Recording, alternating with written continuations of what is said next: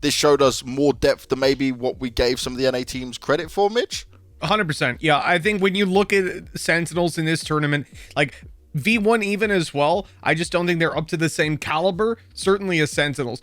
They took the idea that, oh yeah, NA, they're just going to play double duelists, they're going to just run around, look for picks, and that's how they play. They pug it. They took that idea and they just tore it to shreds.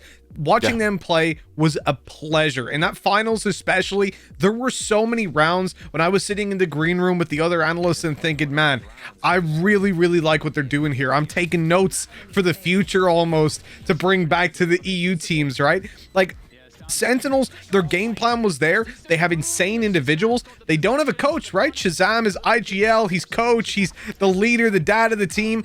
And he's also up there on the frags, man. He had some insane clutches throughout the tournament, insane individual rounds.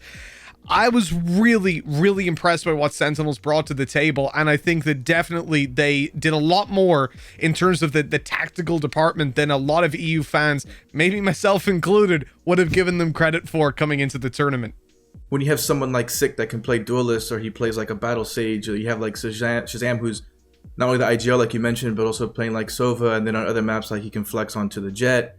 Then you have TenZ who could just kind of play any duelist. I mean, there's so many different things. It almost felt like to me that Sentinels was just dominating in one style leading up to ICELAND, and then when they, you know, they obviously like expecting to qualify to ICELAND, that's when they busted out all the stops, you know, changing different compositions, mixing different things up, like bringing new things per map rather than having like similar agents for most of the maps, for example. So it was like a pleasure to see not only what they were doing individually, but also on the strategic department, from the strats and the execs that they had, but also the agent compositions, the players changing up some of the agents. And I think that that's what really allowed them to be very diverse and bring something new to the table when they're one of the most watched teams in the whole entire world, right? Yes. So it's like everyone, you could assume that people know their play style more than they do almost, right? So this was a very good showing on the tactical side to bring something completely new to the table that no one was really expecting, and the homework that they probably did not show up in what actually happened in the server.